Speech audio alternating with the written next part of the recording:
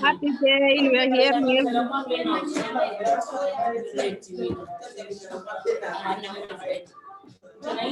Hello. Happy day.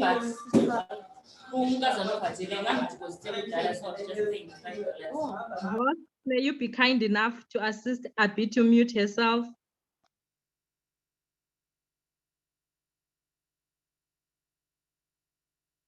At least I've been given some powers.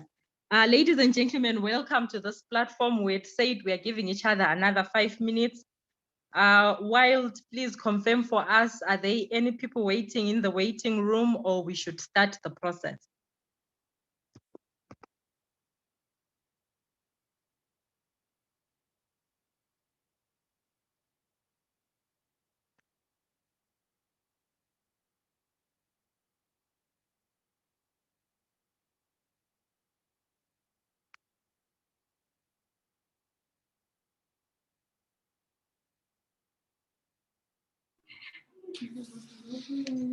Hi, Prisca. Hi, Pam, how are you? I'm fine. I'm not sure if we have people waiting to get into the meeting, but we are still expecting more people to log in. So maybe if we can just give people maybe 2 minutes or 2 to 5 minutes, I'm not sure. That's perfectly okay. Mr. Shava, your hand is up. I'm not sure whether you wanted to say something or you were just testing your machine. Well, it was up before I then spoke to you. I was just testing my machine. Thank you so much. Thank you.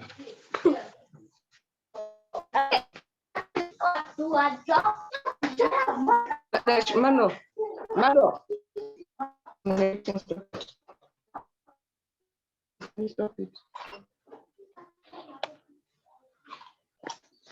Oh, nice. Hold it.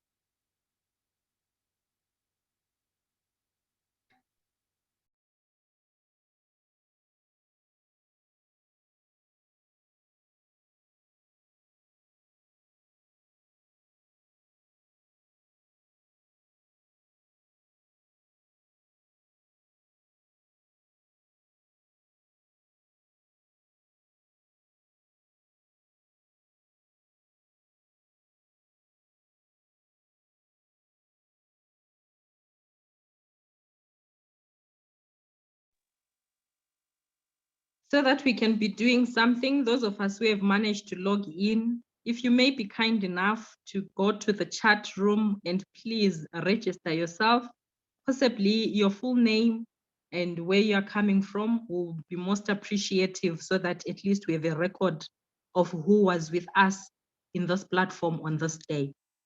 So can you kindly register yourselves while we are waiting for others to join us?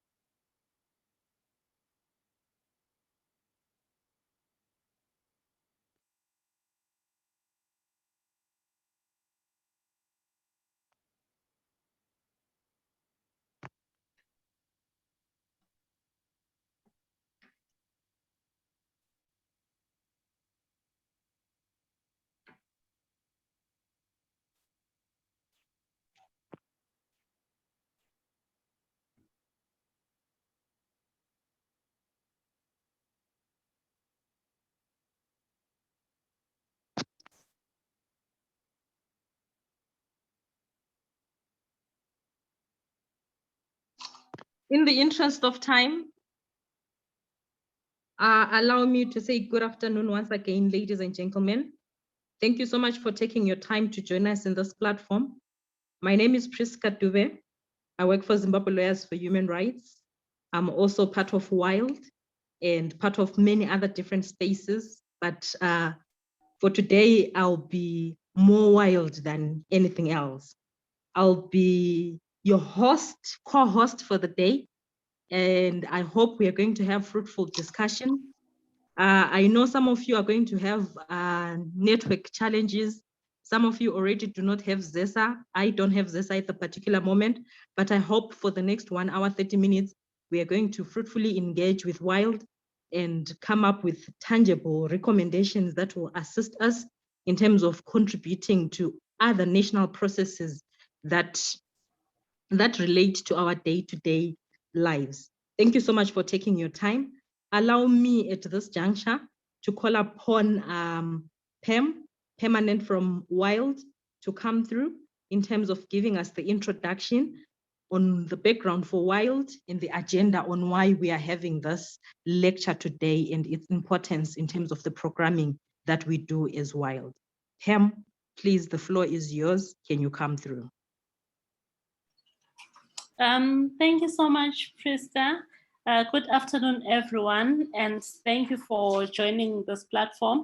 On behalf of WILD, I would like to first thank you for participating in this conversation. As well, our work centers around making sure that women participate in leadership positions, both as voters and as candidates. And because right now we're looking forward to the 2023 election, we need to start these discussions on how we as women can contribute to the process. Today's conversation will basically be looking at the electoral policies or laws that govern how elections should be run and managed. It will also give us an opportunity to maybe reflect on how we as women can contribute to the process, to the election processes, and to also make sure that the laws that are there are actually favorable for us to effectively participate in elections. And also, we are going to also reflect on how the electoral law is hindering or promoting our participation as women. I would like to encourage everyone to really contribute and feel free to participate in this engagement, as it will help us in the long run to actually understand the systems that are there and actually reflect how as an individual we can actually contribute into those processes. Thank you. Thank you so much, Pam, for those words and also for setting the scene for us. Allow me at this juncture to remove the WILD jacket, go back to my Shava jacket for a minute and call upon my boss, Mr. Shava, to come through. He's going to be presenting for us in terms of the laws and policies governing elections in Zimbabwe.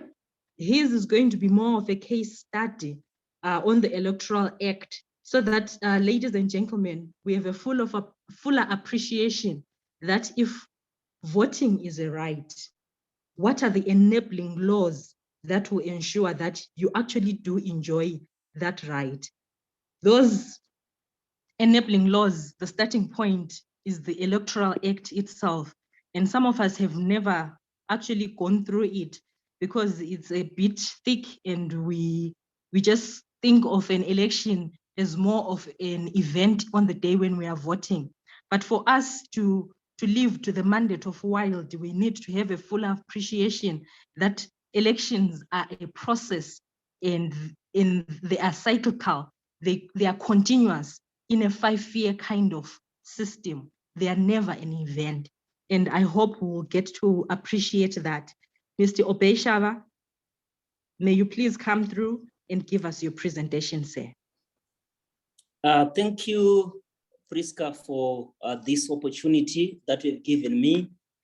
And perhaps before we interrogate the provisions of the Electoral Act, and the constitutional provisions on the electoral processes in Zimbabwe, I think it's worthwhile to just briefly consider the historical background of electoral systems in Zimbabwe, which I wish to trace back to the year 1979, when the Longest House Constitution was introduced or was adopted. And this constitution then ushered in the first elections in Zimbabwe in 1980. It was mainly based on the one person, one vote. But I want our viewers and listeners to understand that there were important aspects of this constitution which are going to be relevant in our discussions, especially when we deal with the provisions which allow women participation in politics.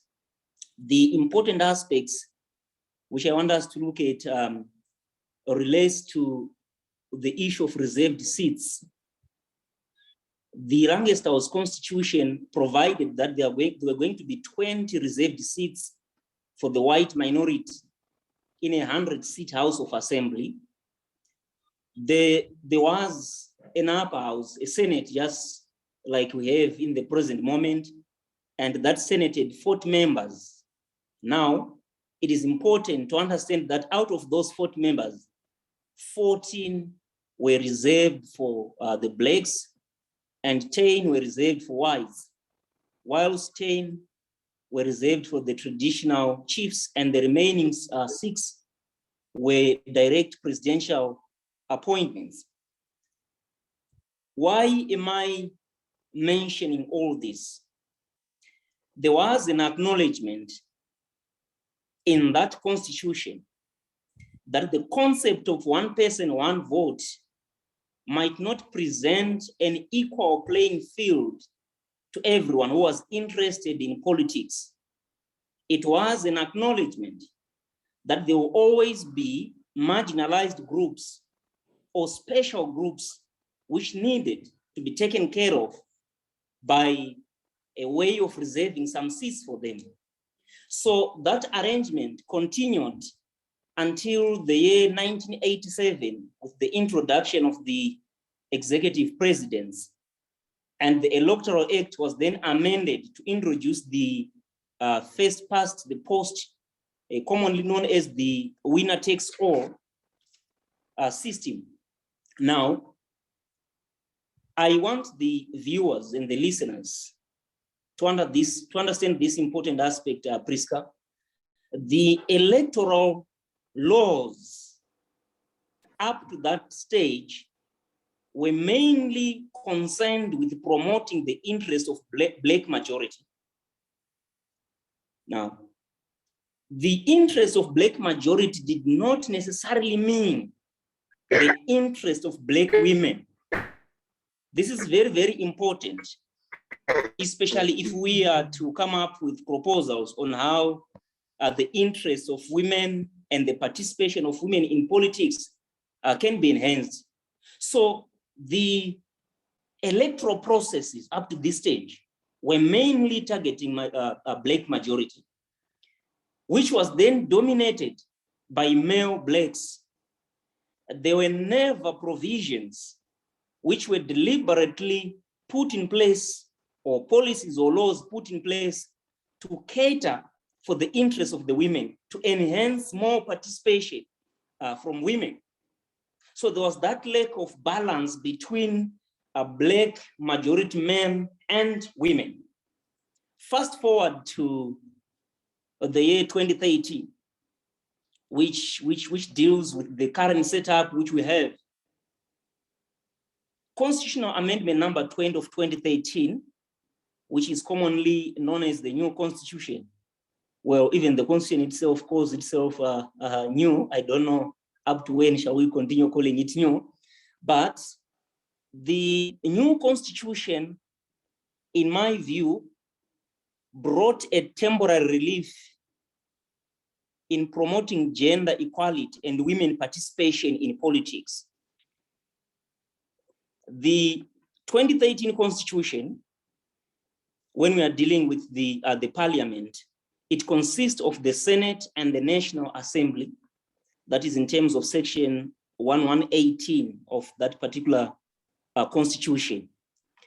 It deals with the issue of proportional representation. It introduces the quota system, which I believe will also constitute a major part of our discussion today. The Constitution in terms of section 120 provides that there are going to be 80 senators, 80 senators. And out of those 80, 60 seats could be on proportional representation in which female candidates are listed alternatively. This is very, very important now. We are seeing under section 120 of the Constitution, women being allowed to head the list of the proportional representation from various political parties. So this is what we have in terms of section 120 of the Constitution. And when it comes to the National Assembly, which has 210 constituencies, we have 60 seats wholly reserved for women who are going to be elected under a party list system of proportional representation. So this is very, very important now. It introduces the quota system. It enhances the participation of women in politics. Having said that, perhaps before I allow others to join in, so that I don't engage in a length a presentation or lecture which is not a bit interactive. They are just general requirements which I want everyone to know for one to be able to vote in an election in Zimbabwe. The first requirement is that you must be a citizen of Zimbabwe. You must be a Zimbabwean citizen. Requirement number 2 is that you must be a registered voter.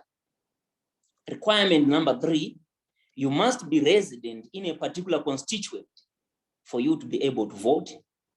And that you must be of or above the age of 18 for you to be able to vote. But there are specific requirements for those that want to participate either as senators or as members of the National Assembly. For one to be a senator, the requirements are that you should be of or above the age of 40. This must be read together with the other requirements which I have already highlighted. And for one to be in the National Assembly, you have to be of or above the age of 21 years.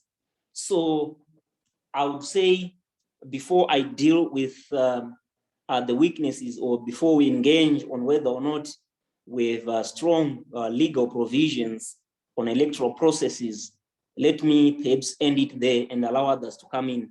Prisca. Thank you so much, Mr. Shava.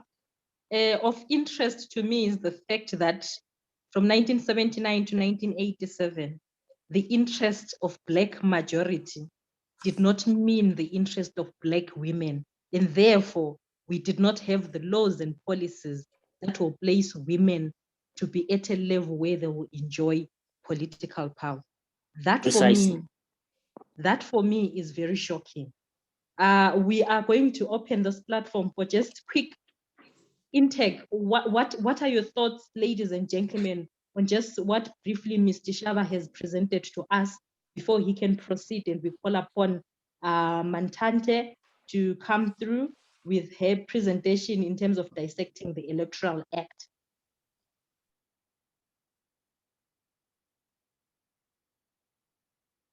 Any quick thoughts, ladies and gentlemen?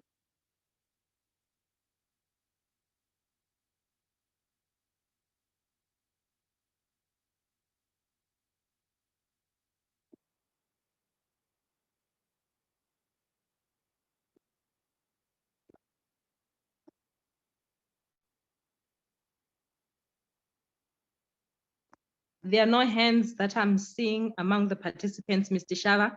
I think you have explained it so well that people are following the discussion. If you may proceed with your presentation, sir, and give us the provisions now that could be a game changer for us as women who are interested in politics. Thank you, Prisca. Now, for me, the game changer, the starting point is everyone's right, constitutional right, under Section 67 of the Constitution, the right to vote. That's where I want to begin before we talk about the shortcomings when it comes to the participation of women in politics. Everyone has the right to vote in terms of Section 67 of the Constitution. But where is the problem with that right to vote? The problem that I consider are the limiting provisions of Section 23 of the Electoral Act. Section 23 of the Electoral Act seems to be limiting this constitutional right to vote by insisting that for someone to be able to vote, you must be resident in a particular constituency. I know I'm preaching to the converted. I've followed on social media complaints from people that, look, as Zimbabwe, we should rise above these technical challenges that are being posed, particularly in light of the fact that we have so many people in the diaspora, we have so many men and women who would want to participate in the electoral processes back home. They should be given an opportunity to participate. They should be accorded their constitutionally guaranteed right to vote. But Section 23 of the Electoral Act limits this right by insisting that for you to participate, for you to enjoy this constitutional right, you must be resident in a particular constituent. There are cases where this provision has been challenged in the courts of law. One such case which comes to mind is that of Bukai versus Zek. It is a 2017 case which was taken to the Constitutional Court. Bukai challenged Section 23 of the Electoral Act as being unconstitutional. The basis was that the Electoral Act cannot limit a constitutionally guaranteed right on the basis that one is not resident in a particular constituent. But the Constitutional Court was of the view that the section in question, Section 23, was not taking away anyone's right. It was merely prescribing the manner in which someone has to exercise that right. So that cannot be equated to taking away someone's right to vote. We also have other cases like Madzingo and others versus Minister of Justice. This is a 2005 Supreme Court decision, which confirmed the same position, that there is no one can cry foul that they've been disenfranchised because they are not resident in a particular constituent. So for me, this is a game changer. We've got a right which is being given through a right hand and being taken through the left hand by virtue of these provisions of Section 23 of the Electoral Act. And you will also realize that in terms of our electoral laws, prisoners have no right to vote. I'm boldly saying they have no right because of the requirement that they should be resident in a particular constituent. So that means that even if you are a registered voter and you intend to vote, for as long as you are in prison, whether you are a convict, whether you are in prison pending the trial of your matter, you still not in a position to enjoy the right to vote. So for me, that is something that ought to be changed. The law has to be reformed to appreciate all these practical difficulties that the Zimbabwean women, the Zimbabweans in general might have on the day of an election. There must be room to accommodate for such challenges. Now, I also want to deal with the civil servants. We have nurses, we have teachers who will be in various provinces or districts. It might not necessarily mean that that is where they are recognized as registered voters. So are we saying their rights should not be accorded simply because they are not resident in a particular constituent where they are regarded as registered voters? Again, I think there has to be a revision of the law on that. We need to look into it and see how best we can protect the right to vote to everyone who is entitled in terms of the constitution.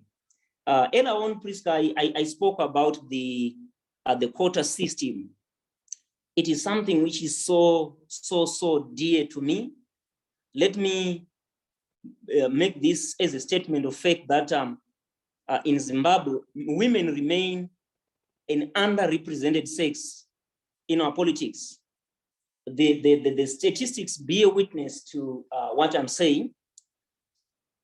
The quota system, in my view, should remain in place. I'm glad the constitutional amendment number 2 deals with that aspect, but still up to the 10th parliament.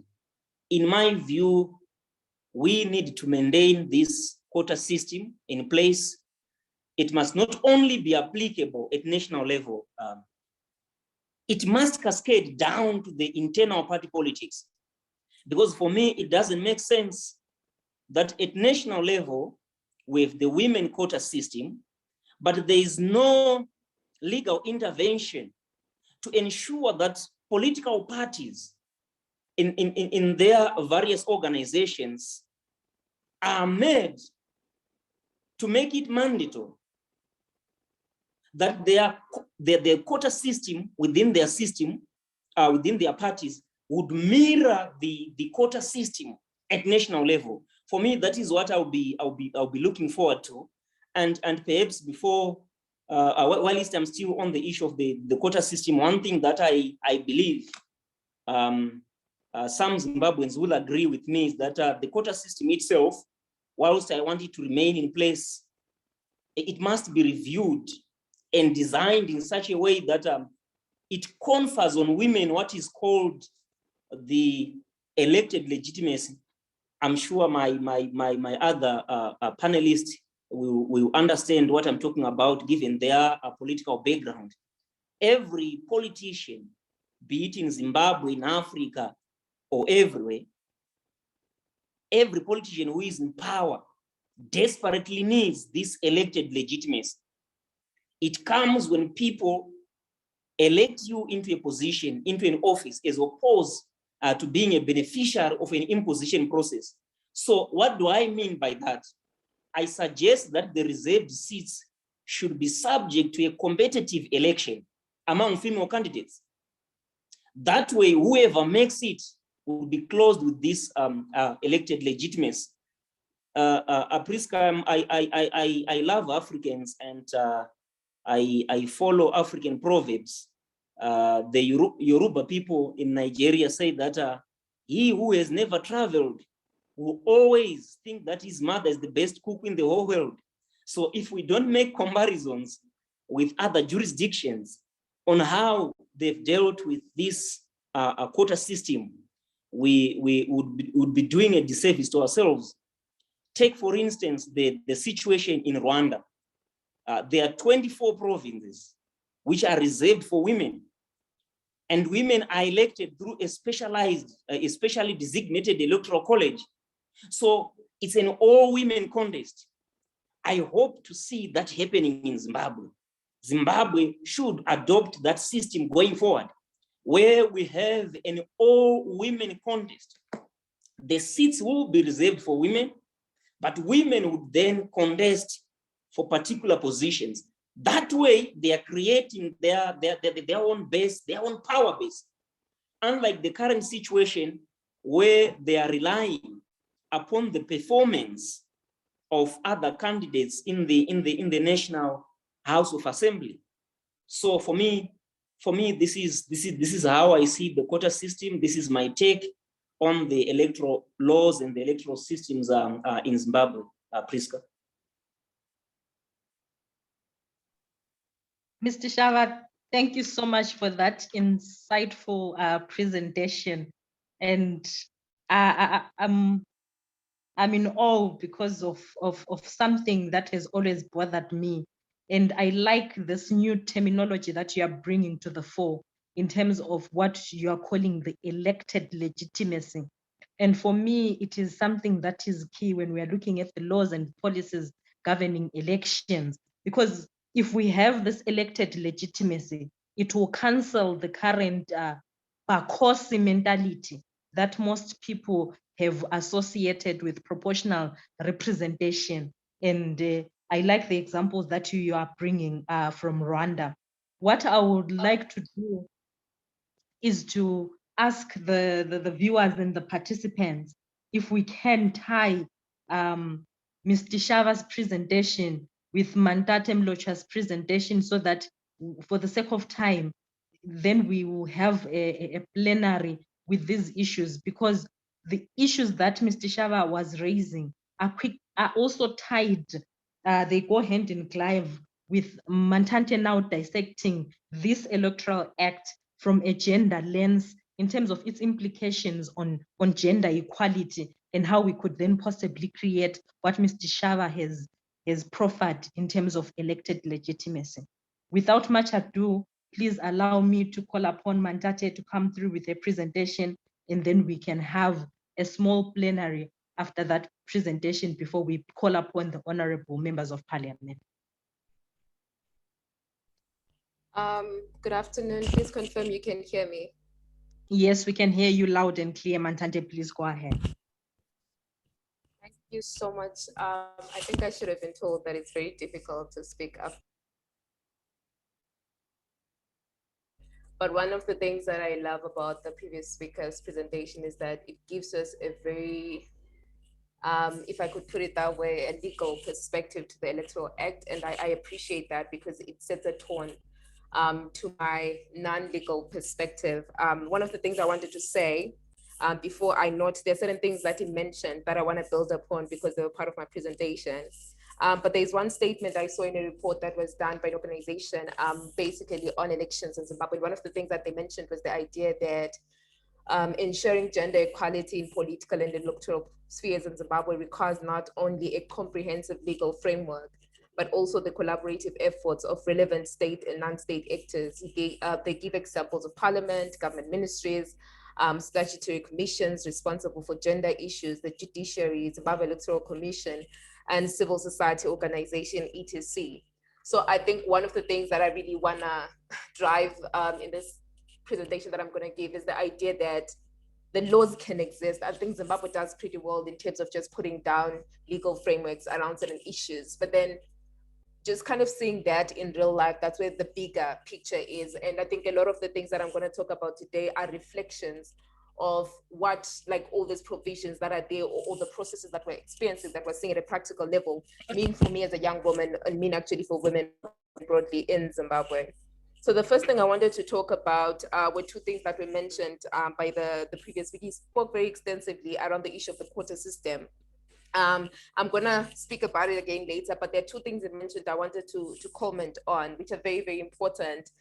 He gave an example of how Parliament, through the women's quota system, ensures that in every election, we've got 60 seats that are set aside for women under what they're calling the proportional representation.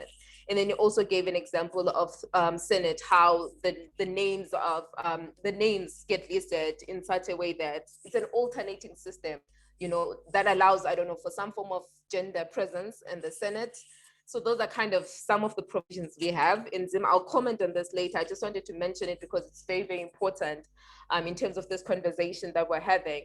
And the reason why I felt like I wanted to build on a conversation on quotas, even though he went very extensively on it, is because I think Zimbabwe has made it seem like the only future for women's participation is a quota system approach. quotas have worked in other countries. Quotas can work if they're properly implemented. But one of the things that we actually see when you're tracing the history of Zimbabwean elections, you look at the number of women that were in parliament in 2008, and then you look at the number of women that were in parliament that went through parliament, not through the proportional representation. And then you also compare with women that are in parliament from the 2018 election. So when you compare the trend, you discover that there's actually been a huge drop since the introduction of the quota. So what the quota has given us the space to see is that we're seeing a lot of women. I mean, if it's additional 60 people, so definitely you're going to see female faces. There's like 60 extra women that are placed into parliament through this quota system. But there's so many problems that I saw with the quota system. And I think it comes back to issues of, provisions being given, just the constitution, you find the electoral act kind of finding ways to ensure gender equality. So they put in these provisions. Okay, you're going to have 60 women elected into office, given space, not elected into office, but kind of coming into parliament through a quota system. But there is no proper regulation around how the implementation is done and kind of the monitoring that ensures that when it's not giving us the kind of results that we want, we sit down and reflect and say, is this working? Is it that there's a problem with the quota system, or is there a problem with the framework that we have in terms of it being able to push political parties to do what it takes for women to be in politics? The things that is noted basically about the quota system is that it has given space for political parties to actually push aside women that have the potential to run effectively for office, because what they do is they fill these male candidates.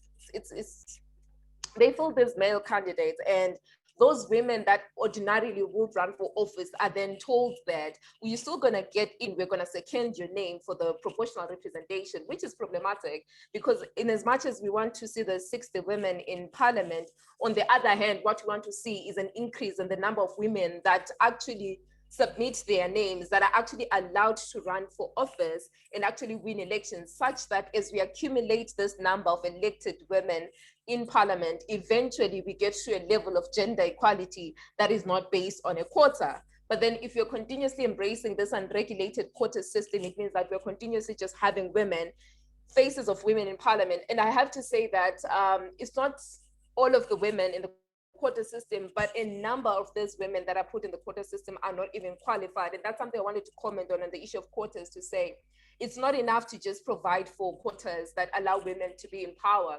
There should be some form of regulation that ensures that when these political parties actually second names for these positions, it's actually women that are able to do the job. And this is not to say, because I think in a lot of instances, particularly in Zimbabwe and Africa in general, we're made to think that people that can be in political positions are actually people that speak well or whatever it is. But I think it's just an investment that political parties then have to make. But because you're not regulated, you're not forced to ensure that you build the capacity of these women, so that when you say can, these people, it's not just fielding names or just putting in the numbers, but you're ensuring that you're building the capacity of these women such that even after their term of office, they can effectively come back and run for office. But I don't think that provision is given. And I think it comes to issues of, this tokenistic approach. Because I think my issue with this is the idea that there is no proper regulation for political parties when it comes to the quota system for women in parliament. Because at the end of the day, the women from those political parties are the women that end up in this quota system. So there is no regulation. So you discover that there's a lot of tokenism. And that tokenism we actually see it in parliament. There are certain women that will not stand up to speak without getting certain permission from political parties. So it's a lot of things around this quota system. But then the one thing that I also want to say around the quota system that I think we need to genuinely reflect on, everyone, not just civil society, but the government itself. You're looking at ZEC itself, political parties and things like that, to say there is no mention at any point of where young women fit in the picture. Because I think it's the constitution when it talks about the need for gender equality and just the whole idea of the quota system. It's the electoral act itself in just defining, because in its interpretation, it defines gender equality, it defines gender. But I think the fact that there is not deliberate breakdown of what that woman is, it makes it very difficult, because it means that in a lot of instances, we don't see young women in the picture. And I think as a young woman myself, there are so many things that I feel affect me as a young woman that may not necessarily affect a woman that's 40 years old. And this is not to say there are no other homogeneous type of, they're not certain things that affect us across as women, but I think there's certain experiences that we have as young women, and I'll actually note them because they come in handy in something that the previous speaker mentioned when he was talking about section 23 of the Electoral Act, where he talks about, you know, voter registration and the need for you to submit some form of proof of residence. You need to show yourself resident in a particular constituency. And one of the questions that came up in 2018 around that issue of, you know, residency was the fact that in a lot of instances, you find it's not even just the senior women, it's just in a lot of instances, because Zimbabwe is heavily patriarchal, the names that appear in it's your proof of residence, the water bill, it's normally in the name of a man or whatever. So you're asking for permission. I'm sorry, but the whole idea that a woman needs to ask for permission from a man, you know, like I have to get my husband to write something for me because my name is not on that bill. So I can't show it. I need to show that it's where I stay. So this person almost has to give me permission as a woman to go and register to vote, which is problematic because I'm seeking permission, but he doesn't have to seek permission from somebody else. And then also, I'm gonna also mention something that came into my mind when he was talking about the issue of residency, to say it's not even just about, you know, just getting to register yourself as a voter or whatever, but it also comes in to speak about the economic capacity of women to effectively run campaigns. Because when you don't have a place of reference that you can use in a bank to get a loan to start a business that will empower you to run an effective campaign without depending on somebody. Because if you look at a lot of the political parties tend to support their men. They ensure that they pull in resources to run the campaigns of men, because at the back of their mind, they're saying that women will jump in through the quota system, so we don't really have to build their capacity. And the other thing that I wanted to mention around this issue, because I've already talked about the issue of residency, is that in the nomination process itself, there's a nomination fee that people pay to run for office. And already a lot of, I think already because there is a certain fee to nominate yourself as a candidate, the fact that there is so much money that needs to come in for me to run an effective campaign. Because if you look at the previous election, there's a lot of women that were booted out of primary elections, and what they had to do then was to run as independent candidates so that they still make it, because their political parties kind of seconded men, right? So what then happens is that because I'm having to pull in certain resources and I don't have the economic capacity, as a woman, it means that I am disadvantaged in a lot of ways. So it's women in rural communities, it's women in the cities, it's just everywhere. The fact that there's a nomination fee, I feel for me, it's actually a challenge, because it assumes that you need to have a minimum to actually qualify for that office. It's not just even issues of just the fee. I wanted to also just comment on the nomination court procedure. It might be a comment, because like I said already, that part of what I'm just trying to bring into the picture is that the practicality of some of these processes, when it comes to issues of young women and women in general, you realize that in real life, there are so many dynamics that come in because we're women. I'll give an example of the nomination court. The process in 2018, I remember I was in Bula at the time, and we went to nomination court, and I left at 2 a.m. in the morning. So, and by the time I left, actually, it wasn't like it was already wrapped up, but I just had to go home. So I called a taxi, I took a taxi, and I went home. And I remember at the time, my taxi was paid for by work. So you discover that I had the resources to get back home around that time. But I'm already thinking to myself that I used to stay with my grandmother at the time. And it's not even just your grandmother, you could be staying with your father, whatever. So when you're coming back home at 2 a.m. and you're saying that I was registering myself to be a candidate in your father's house. So there's like a whole lot of dynamics that actually come around these issues by virtue of us being women. So I think it's things that we need to reflect on. And I think for me as a recommendation, it's not even just to ZAC, because it's not just their responsibility, it's just to everyone else to say, what mechanisms are put in place to identify some of these dynamics that actually limit the participation of young women, because provision can be made. There's a nomination fee. If you manage to raise, there's a court procedure that you need to go through in order for you to be a candidate. But if the process itself presents a challenge that affects me as a young woman in my ability to go back home and tell my father where I was, and not be told that you need to sit down and stop with this politics, because clearly it's making you rebellious because now you're coming home at 2 a.m.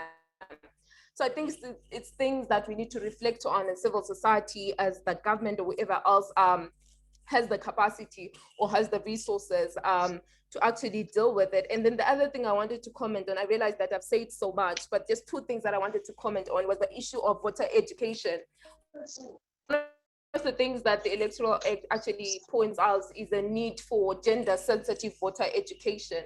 I'm always very curious about what that looks like, but one of the things I just wanted to comment on that might actually reflect on what this means at my level. First of all, just the knowledge of the Constitution itself and the provisions it makes for women's participation in politics. It means that for you to know that, you need to know the Constitution, right? For the Electoral Act itself, you need to know it. And I remember there was a time in 2019 when I was in Highfield here in Harare, and we were just distributing constitutions in Shona and English. And I remember that for women, it was very difficult for them to receive this copy. This is a free copy of the Constitution in a language that you would ordinarily understand because it's your first language. But a lot of these women, like, I know we want it, just leave it to the man. So there's this general assumption that certain things must be set aside for men, or certain things are better understood by men. There's this general appreciation, you know, when you talk about the Electoral Act, if you look at it, it's just so long, there is so much. So in the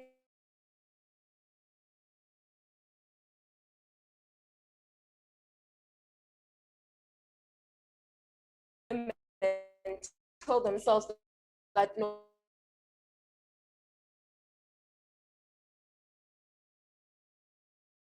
this was how the child is colorful around gender, voter education, nature. And I think it's a question even for civil society to say, how do we package, you know, this so-called voter education that is gender sensitive and enables for ZEC to ensure representation of women in its processes, both in terms of the people that receive the information, but also people that use the information to respond and then come back to vote.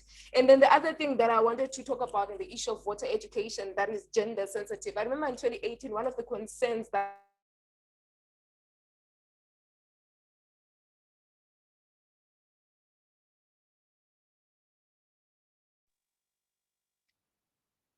Mantate, you are breaking.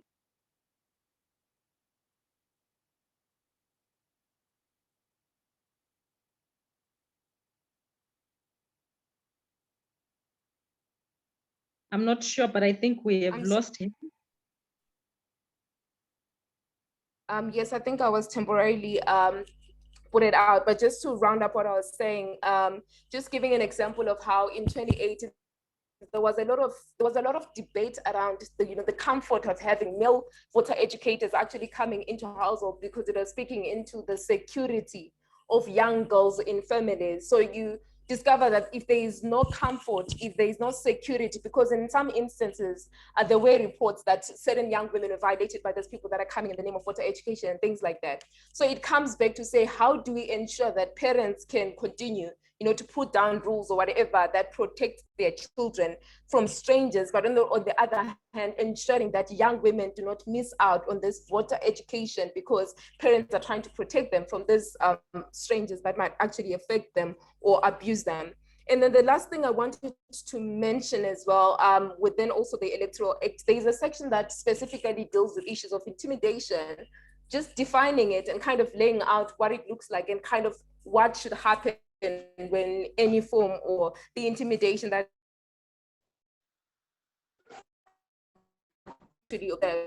and one of the things that I see missing in Zimbabwe was digital even in 2018 violated in the cyberspace, and there is no clear regulation around that. So I think that's one of the areas in which we really need to come through, because in as much cyberbullying actually affects both men and women. I've seen it a lot, especially politically, affecting women. So it's a woman, it's a Fadzai that is running, in effect, a powerful campaign, but people come in to call her a prostitute or a slut or whatever, because supposedly she's not married. There's certain things that are said to women that are not said to men, and because there is no clear-cut regulation around what it means, because some of these things are not just coming from random people online. Sometimes they're coming from authoritative figures in political parties, in government, and things like that. So I think it's one of the reflections that really has to happen, and we need to come up with mechanisms that make sense, because I think with COVID-19, a lot of things have become very digitalized. If you look at the Zambia election, other elections that have happened within this COVID space, you realize that a lot of campaigns had to happen online. And if there's no clear-cut regulation around, the security and safety of women online, it means that as we grow towards 2023, we don't know the nature of the environment at the time. So it means that if we don't regulate that kind of space, we're actually going to have lesser women participating, because the online space is actually more brutal.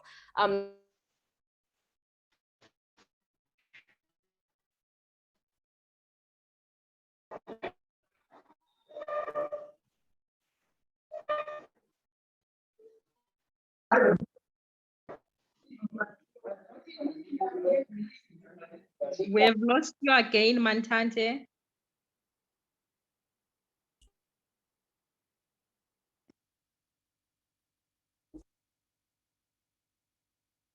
It looks like this time it's for good. I hope she will be able to join us, ladies and gentlemen. From her presentation, the last point that she was making was in terms of the need for us to amend the Electoral Act to attend to the current new normal and the flames that COVID-19 has shown us, and how we have gone digital, but somehow in terms of the laws and policies that are there around elections, we haven't done much, and we are looking towards another election in 2023. And there is then a need to look at the Electoral Act in terms of issues of cyberbullying, and in terms of how elections somehow have this sexualization of women, and where women's human dignity is reduced because people are hungry for certain positions and things like that. My takeaway from her presentation was mostly that, number one, laws can exist, but if they exist in a vacuum, then there is not much benefit that can accrue to women. And a good example that then she gave was in terms of the quota system, where even if you have a quota system, but it is an unregulated quota system, where it will allow women who are not qualified to be in positions of power, then there'll be a problem, because then the women's agenda will not be moved. Therefore, if you regulate the quota system, it will be easy for political parties not to hide behind the quota system and muzzle out those women that have the potential to run and win elections. And therefore, you'll be having more women participating, and more women's voices being heard and in decision-making position. So she was dissecting the Electoral Act from a gender lens and what its implication on gender equality could be. And there are some questions that had already come through from the chat room, and I hope she'll be able to join us and attend to those, because one of the things that she had flagged was that there is a difference between young women and older women in terms of how politics can affect women's participation. And I think that one needed to be addressed, because people were raising issues around it. And I would like just to open this for just 5 minutes. I've noticed that both Honourable Maphosa and Honourable Mavetera are already in, and then there'll be our next presenters in terms of this lecture. But just for 5 minutes to vent it out, and then allow the honourable members of parliament to come through. Can we have contributions from the participants, or any issues that they need clarity on? Any questions for Mr. Shava or for Mantate Mlotshwa?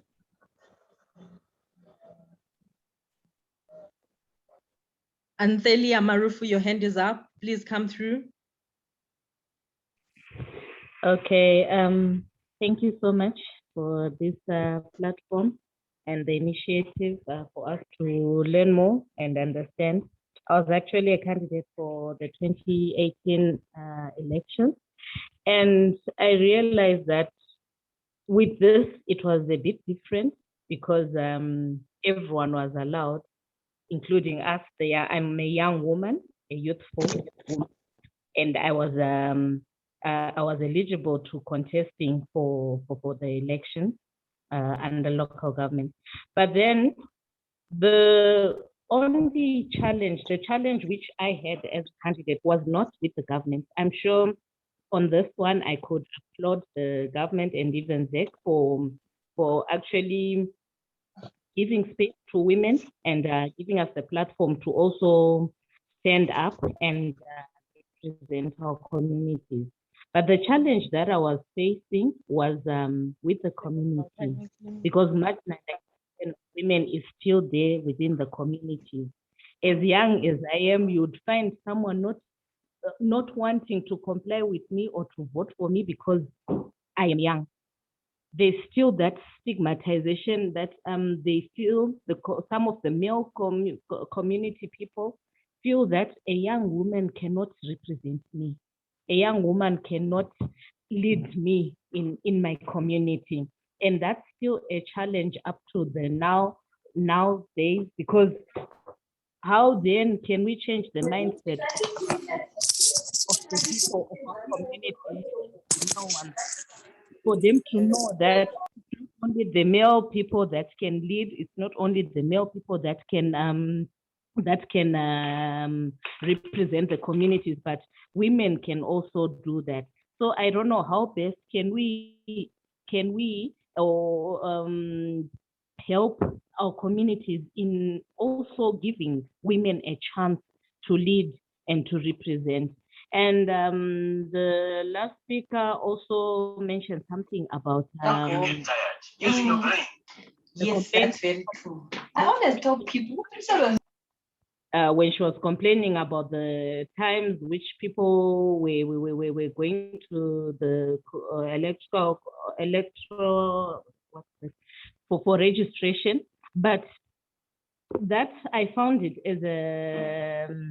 as something which is contradictory, because with some they could manage. We were different types of women. There were the elderly and the young women, and we find that this was a chance. It was a chance for every woman to take part, be it young or elderly.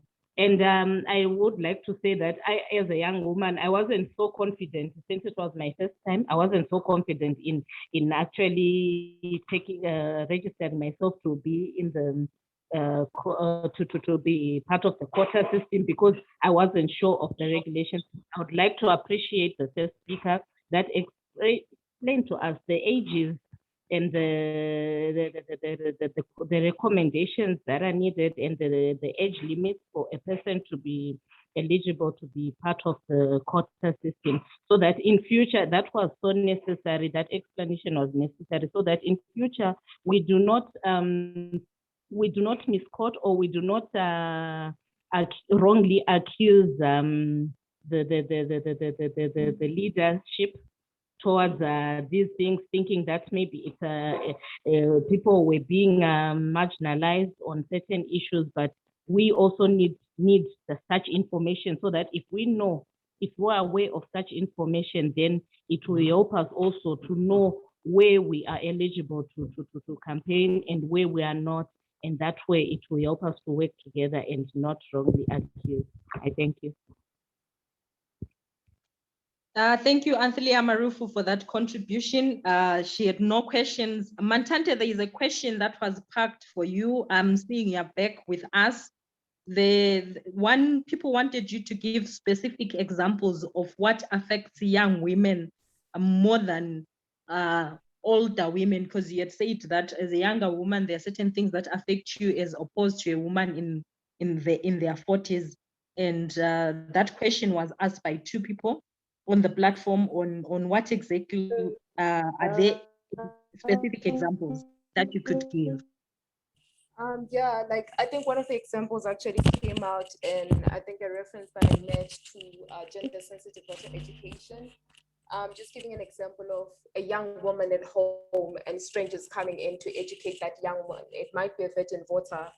She's a young woman, must learn about elections and the electoral process and how she can participate by registering as a voter or running for office or whatever, if she's qualified for it. So I think already the fact that as a young woman, the lack of security, I think it came out as an issue in 2018, where certain families were saying that they're not allowing strangers, especially male strangers, who are coming in under the banner of educating young people about voter registration and everything, because at the end of the day, they're talking about the security of their children, their female children, from these male strangers, some of which were being accused of sexually predating those women.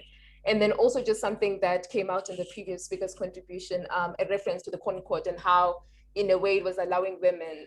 There's something that you'd mentioned, I think it was in reference to the fact that I mentioned there was a problem with the time. And I think for me, it came out as a big issue. And I realized that it might not be a big issue for everybody else. And I think it's an issue that affects me and younger women that are going back, especially when you're going back to a house where as a young woman, there's a curfew that you have, number one. Number two, it might not even be an issue of a curfew. It's about the perceptions that are given of young women in our communities. So when I'm coming back home at 2 a.m., under the banner of I was in a Concord, the first thing that my grandmother would ask is, oh, so this is how it's going to be.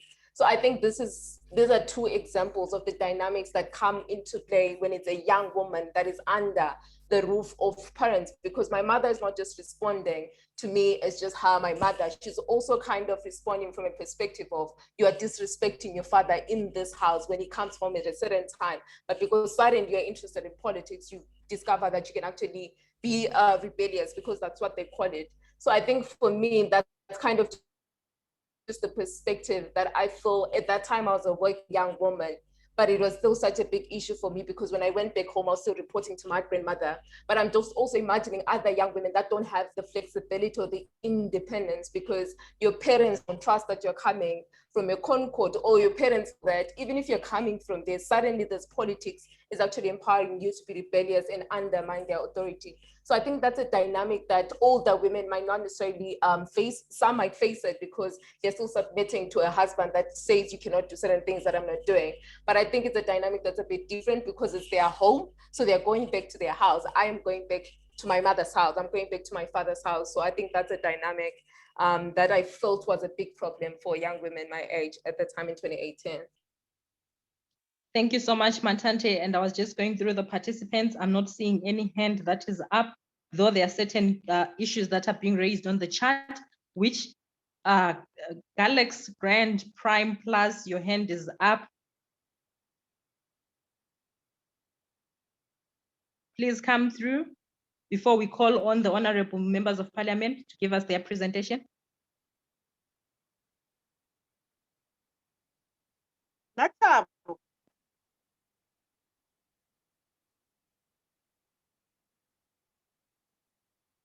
We are not hearing you, Galaxy Grand Prime Plus. I think maybe that was a prank. Ladies and gentlemen, at this juncture, can you allow me to call upon the honorable members of parliament, Lindiwe Maphosa and Tatenda Mavetera, to come through with their 10-minute presentations, and thereafter we'll go through all the presentations and try to come up with what our recommendations as women who are interested in politics going forward, and what more could be done to encourage women's participation. Honorable members of parliament, may you please come through. I'll start with Madam Lindiwe Maphosa, and after her 10 minutes, Madam Tatenda Mavetera will also come through. The platform is yours.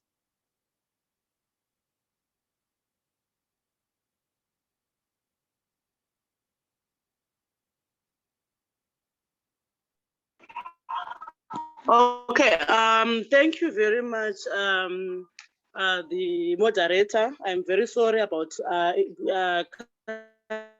coming in and out of the meeting.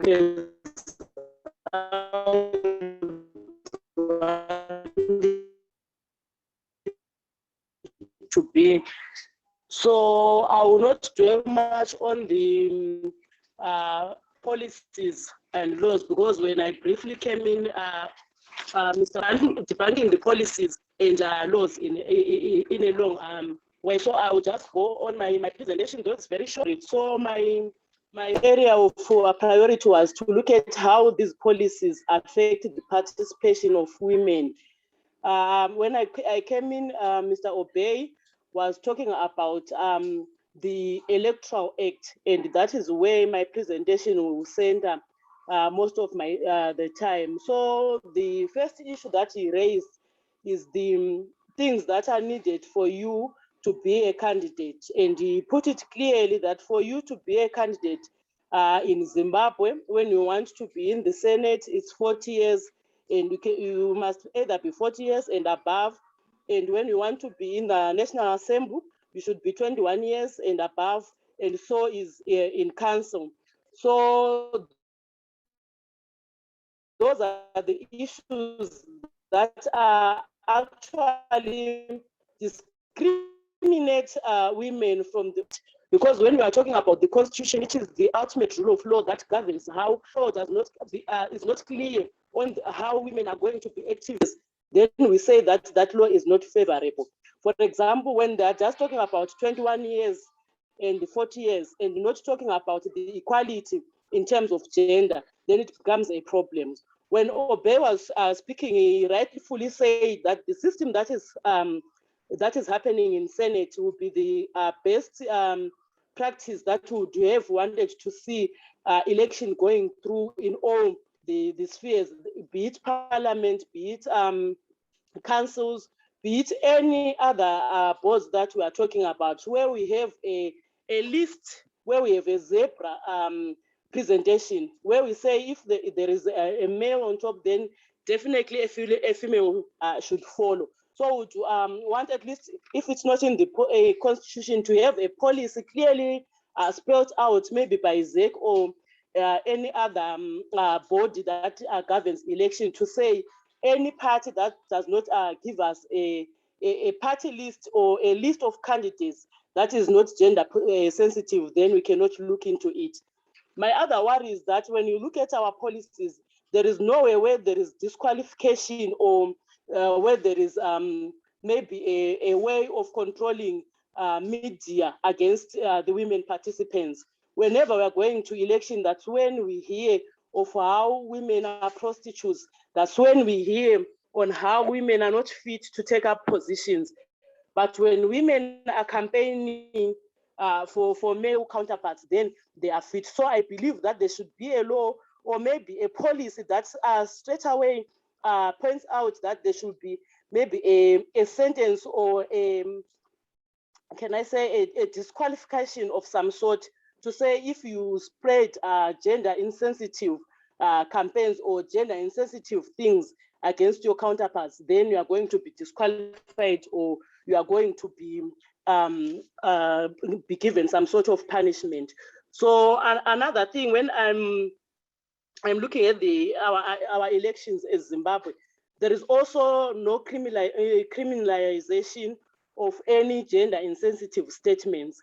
And those statements actually defame and they kill the spirit and they belittle women participants that are participating in any election. So I also agree that whenever these laws are being crafted and whenever these policies are being crafted, women are not put to thought, because everyone thinks if they can participate, then they have to stand on their own. So if it was a physical meeting, I was going to illustrate on how Zimbabwean elections are like. It's like when you are a tall woman like I am, you are said to be at par maybe with a shorter man. But when we are standing maybe on blocks, you will see that my block as a woman will be shorter than that of a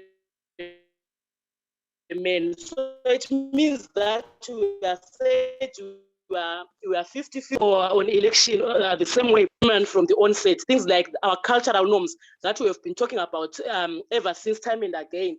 That my time as a woman should be divided into 1,000 times. I have to be a mother, I have to be a wife, I have to be a politician, an activist in my times that are to be very wise and very favorable to women. If we are to come up with a strong policy that will govern even political parties. If we look at political parties that participate in elections, we'll see that they've got written down policies that actually agrees on a gender sensitive selection of candidates. But when it comes to the actual voting, you find that where there was a woman and there is a black and white statement that actually says that where there is a woman who participated, if that woman dies or changes or parties and there is a vacancy, a woman must take that position. But surprisingly, when it then comes to elections, they will find a way to say, no, maybe this woman, this that woman does not take that position. I'll also now go to the proportional representation, the quota system that was introduced in 2013. It's way, but I think it's more than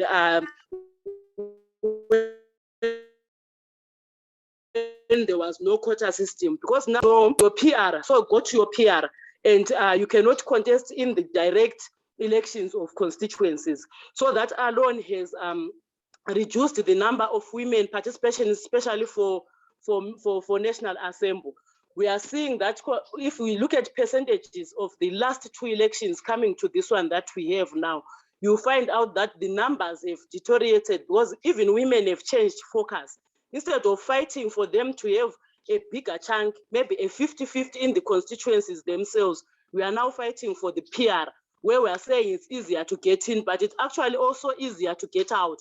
Because if the recalling is coming in any way, they target first the PRs, because they know that it's very easy to replace them, because you do not have to go through an election, you just name and replace. So I think instead of the PR having come to add to the advantages of the women, it actually has taken out some of the things that women were priding themselves of, to say, I can also stand. So I'm saying instead of us extending a PR, which is a good thing, extending a PR, but what will have us maybe happy as women is for us to have a 50-50 in parliament, a 50-50 representation in council, and a 50-50 representation in boards. If we cannot amend the constitution on that, at least let's have policies that speak directly to that. And if we can at least amend the Electoral Act to speak to those issues. Briefly, Coordinator, I think I will stop here unless I have questions that I'm going to respond to. Thank you very much. Thank you so much, Honourable Maphosa. I will call upon Honourable Tatenda Mavetera to come through, and then we will have a combined plenary for the participants. Honourable, please come through. Thank you very much. All protocol observed. Good afternoon. Thank you very much for this opportunity. I thought Honourable Maphosa also highlighted a lot of the key issues that we have to speak about when we look at the policies that are currently there and see how best they favor us as women. But however, I'm going to add a few more that I think maybe we need to have a conversation around. Greatly with this is not something that we don't have to be talking about each and every single day, because the re-emphasis of us speaking about young women's inclusion will actually make it to be real.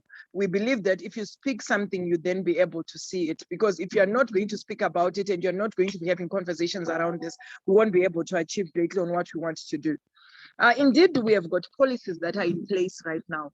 And recently we have got the Constitutional Amendment number 2, which I believe everyone had their own reservations to it, say Parliament didn't represent us well. But I've always said, if you look at Constitutional Amendment number 2, the only option which was there was for us to have an extension of the women's quota. And for us, it wasn't fair for us to then be able to relinquish the women's quota, yet we hadn't got anything in our hands. It was quite important for us as legislators to come up and say, we need the extension of this policy so that at least we could have a law that extends the women's quota, as we are vying for the 50-50. Whilst we are working towards us having 50-50, we would say to ourselves, we needed to be having that extension of the women's quota. But however, we felt that there wasn't more, and there is more which was supposed to be done in terms of the structural issues of the women's quota. The women's quota, if you look at it, we have always complained that when it comes to the constituency development fund, CDF, you realize that the chairperson is the constituency MP. And there's always been some talk which says that MPs, which are PR, are sometimes called Bakosi MPs. This is so because whenever they're supposed to be going out, they do not have the resources. Because if you look at the custodian of the CDF is the constituency MP. So for us, we're hoping that we're going to be having more structural issues when it comes to CDF. There is need for the proportional representative MP to also be allocated some funding for them to be going back to the constituency. Because what it then does is that they are then capacitated because people actually believe in them. But if you come to think of it, the reason why MPs which are under the PR will be called Bakosi is because when they go to the ground, as we can call it, they might not be having the resources because if you look now comparing to the constituency MP then has got resources to be coming on. So for us, we thought the policy needed to be amended more on the issue of the structural issues of the women's quota.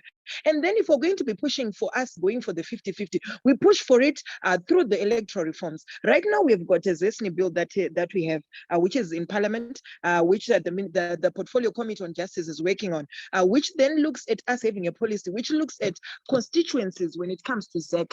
ZEC having 50-50 of constituencies, 50 constituency MPs going to women and also 50 constituency MPs going to men.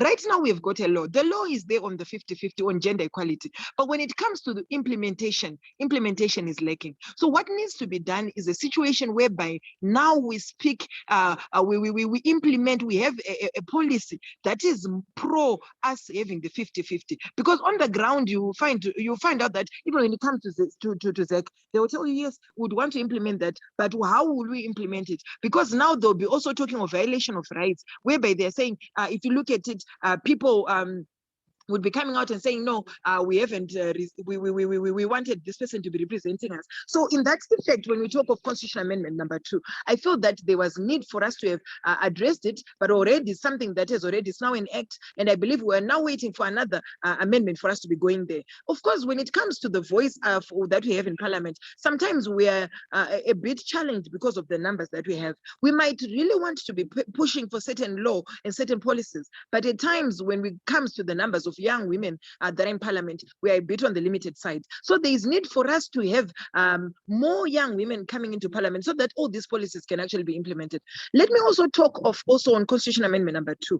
We had the 7 seats that were allocated, which are supposed to be extended from 5 to 7, but there is no clear position to say who is going to benefit from the 7. It was going to be good for us if us as young women, we're going to be saying at least we'll have 2 young women being there. We are happy that on the PR, we managed to get at least 1 seat. We're hoping to get more because we've got 1 seat of a young woman who is below the age of 35. But when it comes to the demographics of us, of young women in general, I think we really understand this very well, that the demographics are quite on the minimum side, on the upper side. But when it comes to the MPs which are there, or the people that are supposed to represent us, they are a bit on the minimum side. So that is quite a great challenge, because when it comes to us being able to then implement all this, it becomes a problem.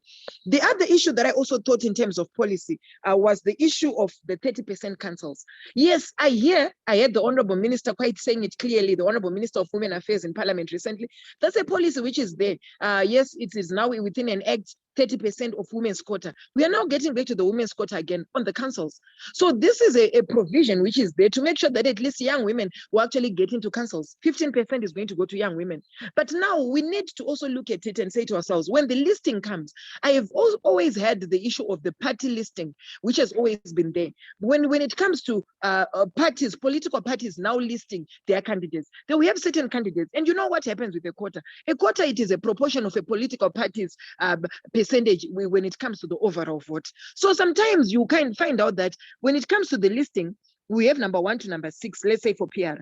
What then happens is that on number 5 and number 6, maybe let's say for ZANU-PF, the party that I represent, will only be given 1 to 4. So what it virtually means is that number 5 to 6 would then fall on the wayside. And then those number 5 to 6 will be given to the other party or the other opposition party. So there alone, it then does not mean that you being put on a party list is not automatic that you actually get into parliament.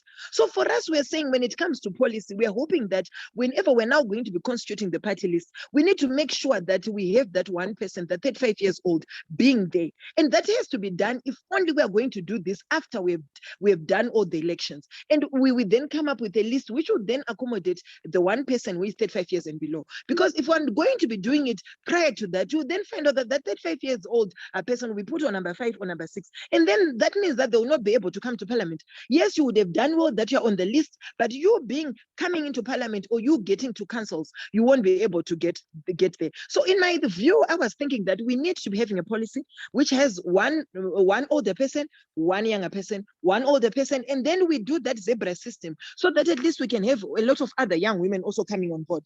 And again, if you look at right now, we had a petition that came into parliament, which was also contesting why we're having senators at 40, yet other countries have got even senators at even as long as one can qualify to become a member of parliament, one can become a senator. Of course, it was not admitted because it was the way that that petition was actually written. But when I look at that, I'm looking at that policy to say to ourselves, if ever we need everything to be done equally, there is no need for us to be having the upper house, only having older people who are 40 years and above. We also need young people to be in that august house. We also need young people to be in the lower house, in the upper house. This is also a matter of policy that I also think it needs also to also be implemented. And again, just to also look at that again, I'm just thinking that also we need to look at political parties. We have had the political parties funding, which is supposed to be done by political parties. Political parties are supposed to get some funding, but if they're not going to adhere to us having a youth inclusive or a young people inclusive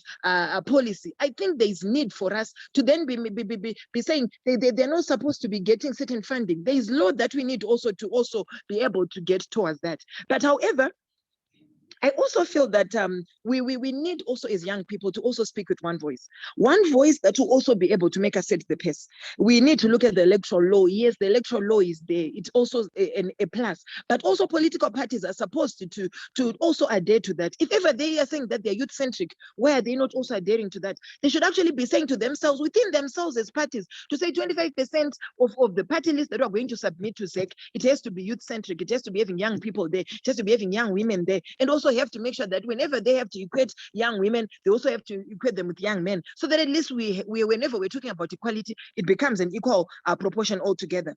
And again, I also feel that there is also the issue that I also had coming up, which was the issue of inclusion and also issue of resources.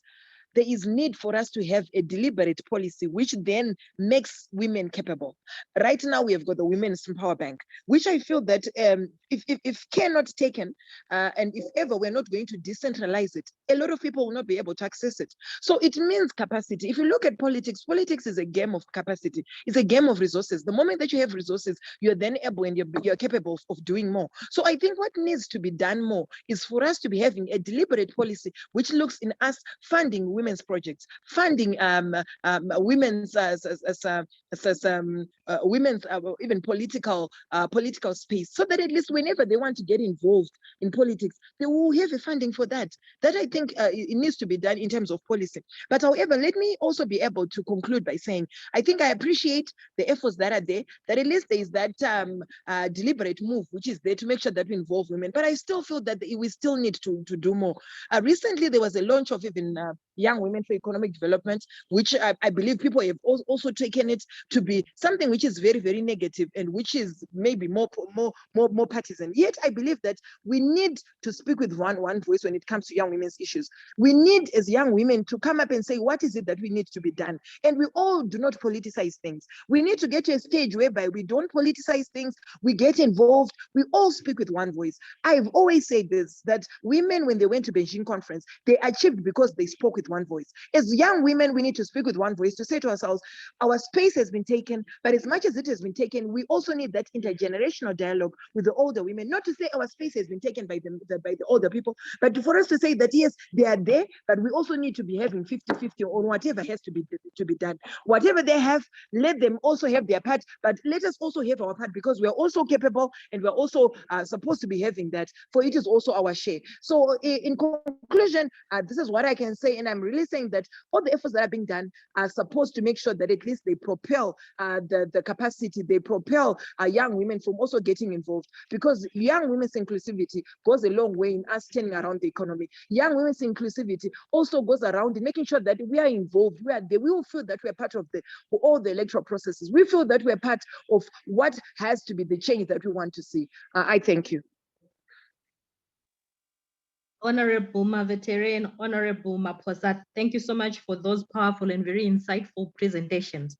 Ladies and gentlemen, before we get to a short plenary, I have some certain sound bites from the first presentation that we were given from Mr. Obey Shava, to the one that came from Mantate Mlotshwa, and the last two from the Honourable members of Parliament. Some of the things that the four speakers raised were these: women remain an underrepresented sex in politics when they are the majority in population. No adherence to youth inclusiveness should mean no party funding. Unregistered, unregulated quota system results in political parties being able to name and replace, and thus nullify elected legitimacy of those who are going into parliament on proportional representation. There is need to look at Section 23 of the Electoral Act in terms of the requirements when looking at how to then engage the youth to also participate in the political arena. The issue of body shaming, gender insensitive media statements, sexual connotations when it comes to women participants in politics, seems to, there is a need for us to possibly have the Media Commission, the Gender Commission, and the Elections Commission working together to come up with a policy where we will have an enabling environment that will encourage female youth participation in Zimbabwean politics.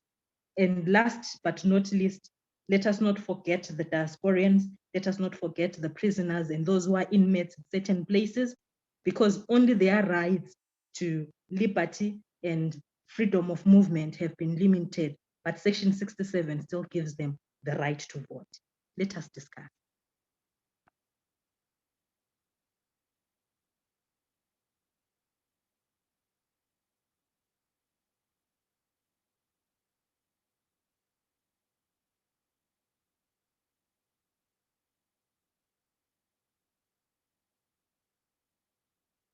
I'm not seeing any hands.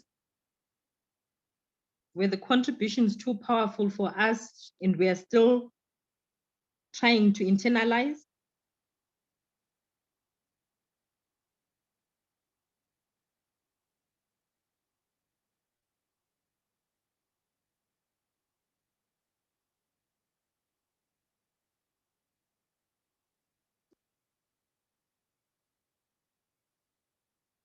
Thank you, Anthelia Marufu, for saying these were very insightful presentations. Angela Chinamasa, you're saying this was very powerful. Wild, take those as compliments, please.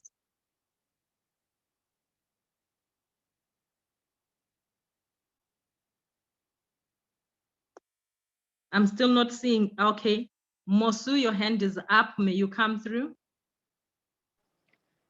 Thank you, PD. Good afternoon, everyone. Okay, mine is a question to the honorables that we have in the meeting. I just wanted to find out if there's any work or on legal reform or formulation around the issues of cyberbullying. Thank you.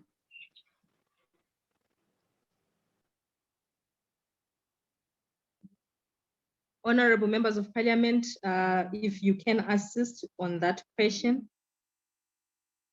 Is there anything that is happening in the August House in terms of addressing the cyberbullying that we are seeing under this new normal, seeing most things have just gone digital?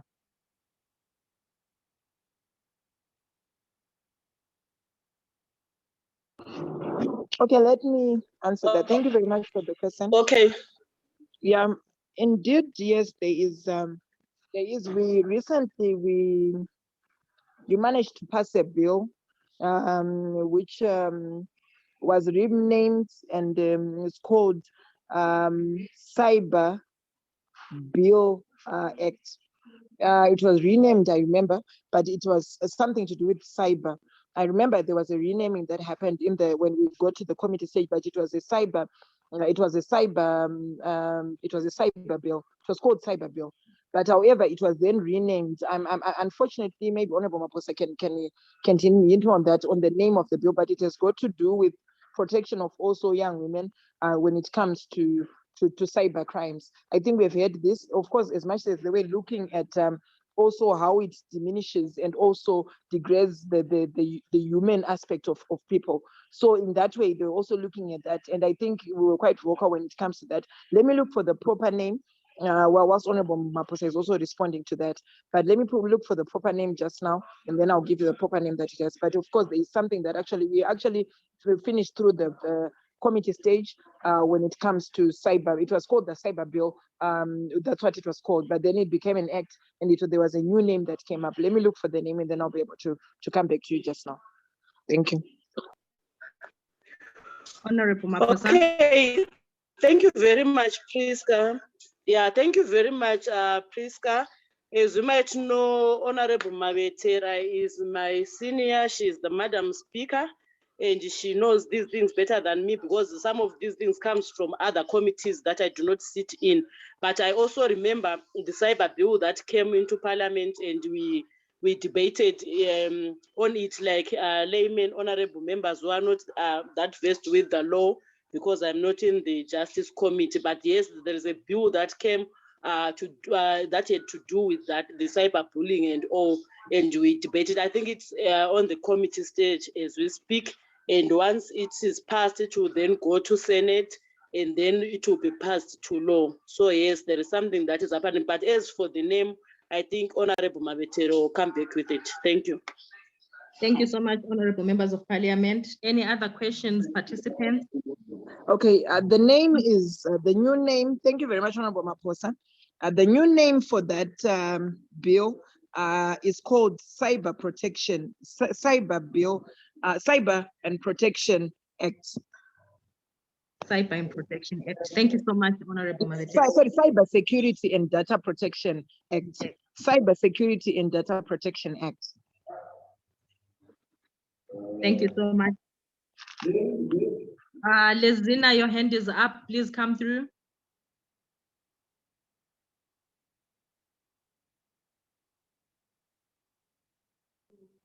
Afternoon. My question is to Honourable Maphosa. Thank you for that lovely presentation. You touched on women's seats where women need to replace women in constituencies and wards. My question is, how then, as women, do we help each other fight for these spaces where our parties are replacing women's constituencies with men? Thank you. Thank you, Lezina. Can I also ask Yvonne Jangles to come through, and then we'll give it to our panelists? Yvonne.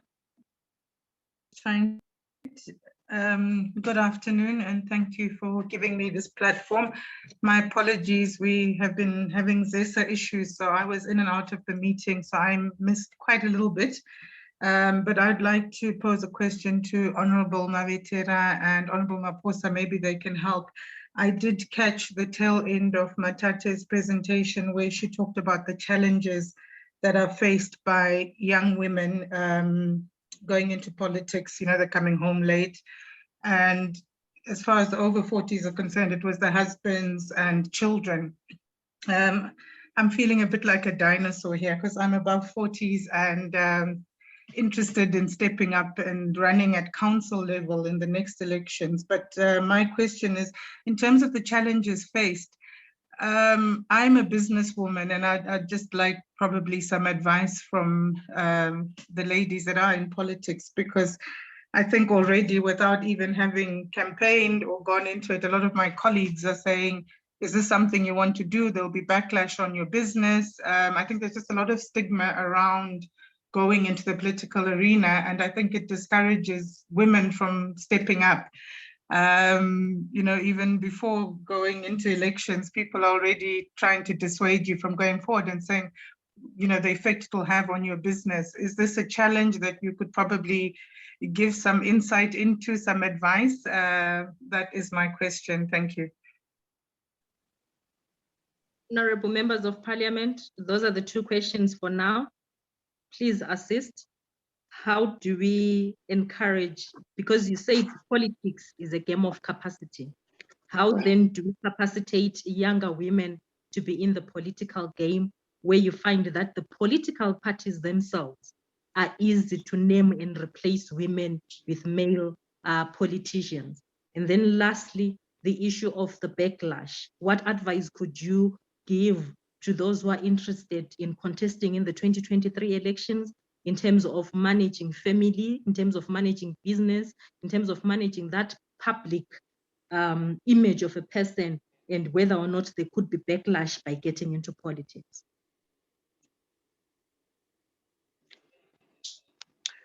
Okay, thank you very much, Prisca. I will come in.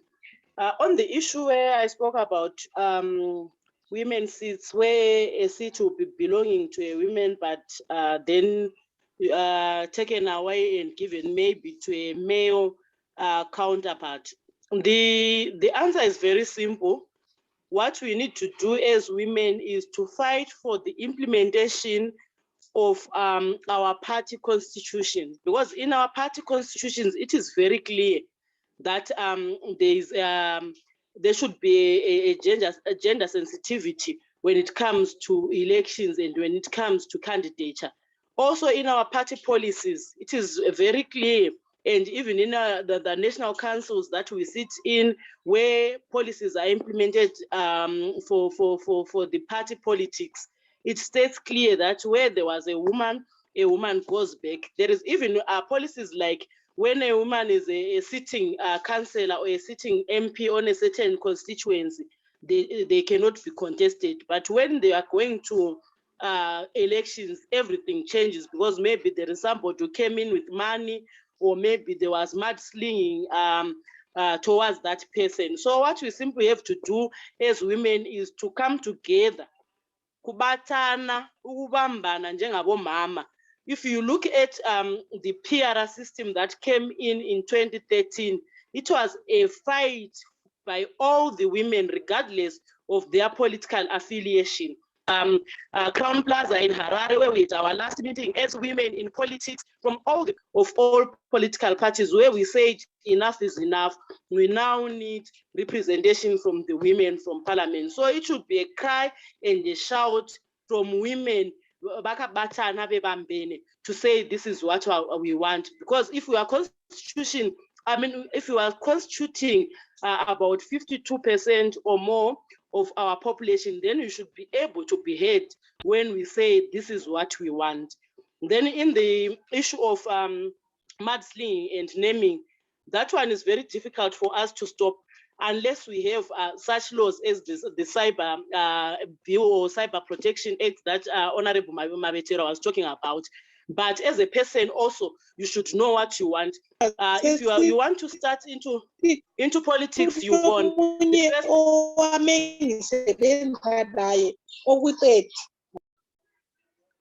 Okay, that was a private conversation. Okay, I was saying, if you want to get into politics, you've won. What you first hear is you being a hure. That one is it's an insult for every woman in politics, and they think if they say that, they've degraded you. So you should be able, like what we are now doing. Yes, I am a hure, so what? So those are some of the things that you have to know, and things that you have to stand against. You have to be strong. You have to be, to have that courage to say, this is what I want. Of course, organizations like Wild and others that look at women coalition and so on, are also there to make sure that they capacitate women in things like this. And we should also have emotional intelligence to know that if people want to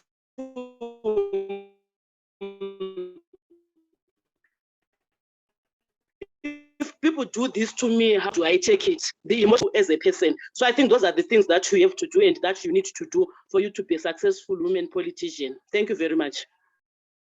Thank you, Honourable Maphosa, for that one. I'm not seeing any other hand that is up. I think Honourable Mavetera wants to come through and buttress what was being said by Honourable Maphosa. Please come through, Honourable Mavetera. Well, thank you very much. Thank you very much, Honourable Maphosa. That was quite insightful. Thank you, Prisca. You know, the issue is so simple. I continue re-emphasizing the issue of the Beijing conference. Women spoke with one voice. As young women right now, we need to speak with one voice. And this is the conversation that I think needs to go down to everyone. If you look at the political dynamics, the moment that we know we will make noise enough, the noise which will say we need our space as young people, will be able to achieve that. But the moment that we have got distorted thoughts, we are not going to achieve this. So it's a conversation whereby now we'll say, okay, to the women's quota, how are we going to get involved as young women? And then when it comes to even the 30% quota of councillors, we'll say, how are we going to get involved? Be it even the 30% procurement act, which is there, which I believe we're talking about capacity. Right now, we approved in Parliament a 30%, which is supposed to be going towards tenders, all government tenders, or any tenders that are there in the country. 30% under price would then be able to be afforded or awarded to women. We need to come out as young women to say, where is our portion? How are we supposed to be able to contribute? Because at the end of the day, the moment that we continue looking at things happening, I think we'll then be able to miss the plot. We need, as young women, to speak with one voice and say to ourselves, when we're going to support one, we support with them wholeheartedly, not a situation whereby we start fighting each other. Because the moment that we start fighting each other, men will actually be at a greater advantage than us. We don't need, and again, there's another thing that I've always talked about, that we don't have to make politics be a haven of people thinking that's how where they can get people to fall in love with. I know sometimes we are forced in getting into relationships that we don't know, our relationships because you definitely love someone. But let us try, women, not to be taken advantage of because someone is got an upper position, and then they will manipulate and abuse us because they are more powerful than we are. Why can't we stand then and tell them that, no, we are not going to be sexually harassed, we're not going to be sexually abused because you think you're at a higher position? If you want, you better tell that person, no. You know what, I'm sorry to say these words, but you say go to hell. Because the moment that you do that, men will know that no, politics are so loose. Because right now, if you look at it, they don't want their wives to go to politics because they will feel that their wives they will lose their wives. And then now, even when it comes to the family say, go politics, just like what happens even when it comes to the arts industry. I've also been an artist before. So we need to change this conception, and it will only take us as women to stand firm and say, no, we are not going to allow this. When a person says, we tell him, no, look, if you think just because you're at a powerful position more than me, one day you're going to get off that position. You would decampaign, because that's politics. Decampaign that man and say straight up, what's standing there to say, no, you can't be abusing us like that. The moment that you do that, they will know that the political arena is not a sex haven, I should call it. Because the moment that you continue men abusing us, we'll actually be manipulated. The moment that they see that they want to hit their next target, they will remove you from that position. Because what security do you have when you know that the only thing which is keeping you in that position is that you're in love with that person or you're sleeping with that person? So for me, I feel that as young women, we have got great potential. We are going to school every single day. We are capacitating ourselves. Let us not men abuse us. All we need to do is to show that we are capable and we're able to do it. The moment that we do that, we'll actually speak with one voice and we'll be able to achieve more. And when it comes to us even getting involved in politics, we need the resources. That is why we're saying that we want economic development to go to the young women. We want young women to be involved in the economic dispensation of this country. And that conversation, we need to speak with one voice so that everyone will be able to benefit it despite of their political affiliation. I raise my case. Thank you. Thank you so much, Honourable Mavetera. That was very powerful. In short, what was she was saying, those women that are already in positions of power, let's clean house. Let's make sure that those that come before us find the house clean. And if there are not enough chairs, we'll find our own chairs to bring to the table where decisions are made, because women need to be part and parcel of decision-making in Zimbabwe. Thank you for that, Honourable, for those insightful presentations. Thank you so much, Mr. Shava. Thank you, Mantate, for those. I'm not seeing any hand that is up or any burning issue from anyone, that is, except for the compliments that we are getting in terms of women needing to stand together, because united we can do much, and hands that are being given to all of you, our facilitators and presenters for the day. And for me, in terms of the recommendations that are coming through from these 4 very insightful presentations, there is really a need for us to relook some of the provisions in terms of the Electoral Act so that we encourage youth participation. There is need possibly to find a way in making sure that our commissions don't work in silos. Because when you're looking at issues that affect women in politics, there are issues of gender insensitive media statements, issues of sexual harassment, issues of violations of their rights, issues of sextortion. For me, then it calls for us to make sure that the Media Commission, the Gender Commission, the Zimbabwe Election Commission are working hand in glove to try and come up with policies that will address that. And not only address the gender insensitive media statements and sexual connotations and all the bashing of women, but also to make parties accountable when it comes to proportional representation. ZEC should have the muscle to make sure that there is indeed a zebra system that is guiding political parties in terms of their party lists, which party lists should not only be about men and women, but men, women, the youth, persons with disabilities, persons living with HIV, because these are people that are Zimbabweans at the end of the day. We are doing all this so that we have a robust system where all of us can freely participate in politics and enjoy that right that is enshrined in Section 67 of the Constitution. Because should we fail to do all these things, women will remain underrepresented in politics when they are the majority in the population. On that note, thank you everyone for participating. I'll now call upon Mosupatsile Dare to come through and give us the closing remarks for this lively and much interesting session that we have had. Mosu, the platform is yours. Thank you so much, PD. Good afternoon once again to everyone who is in this meeting. I won't take much time because I think the meeting was self-explanatory. The speakers were very clear on their presentation on what needs to be done in order to push for improved women's participation in electoral processes. So what I can just highlight is that as civil society organizations, as in various interest groups, we have work to do around electoral reforms. For instance, I think the most pressing that I picked up from this meeting is around compelling political parties to promote gender equality when they are fielding their candidates. So I would like to think that we were not just here for a talk show, but we are going to take up these recommendations wherever we are working from, and we are going to push up to a point whereby we actually see the realization of the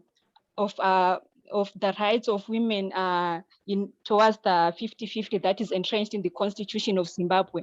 I think we also need to actually also come up with strategies that we are going to use in our various areas of operation, where we are going to actually push for the implementation of the laws. As Shava, who presented on the legal framework at the beginning of the meeting, he actually highlighted that the legal framework is there that is promoting the participation of women.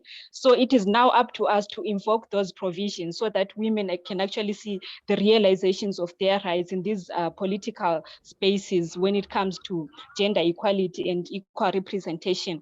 I think also what is of importance that was actually raised in this meeting is on the issue of capacity building for women, especially when it comes to the PR.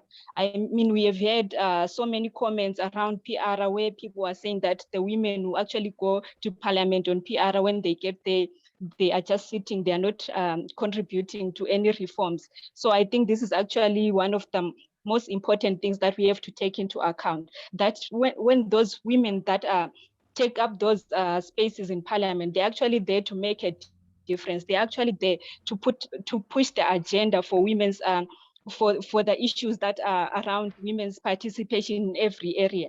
So I think it's really important to actually take up that strategies around capacitating women so that we actually have effective leaders. It's not just about the numbers, but also quality matters.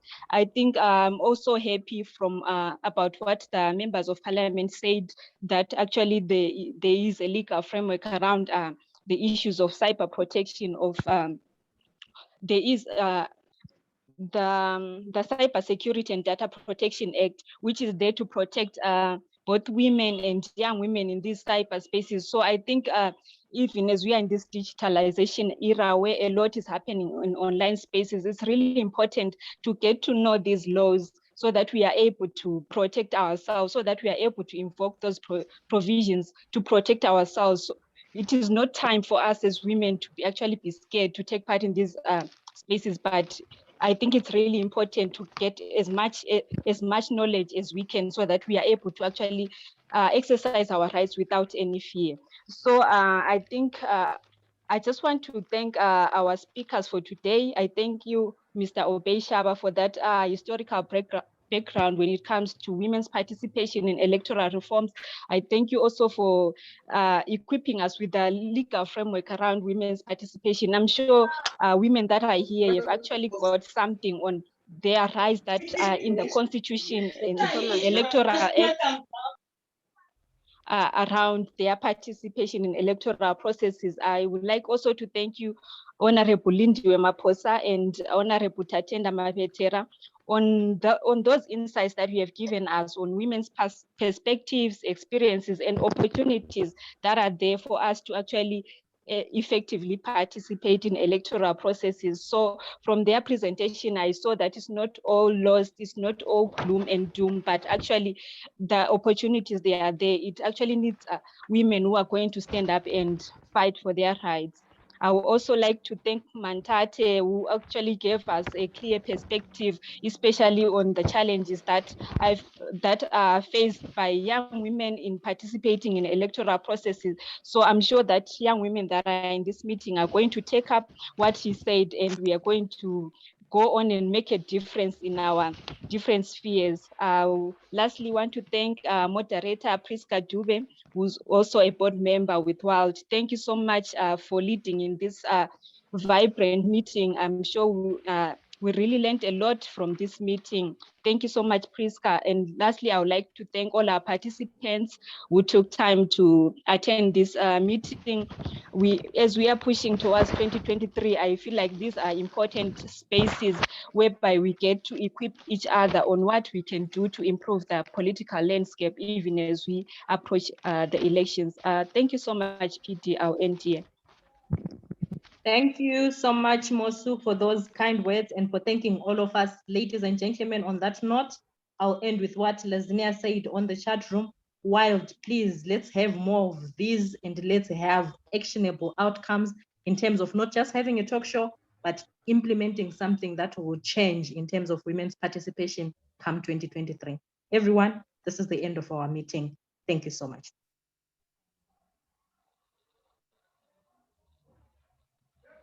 Thank you so much. Bye-bye.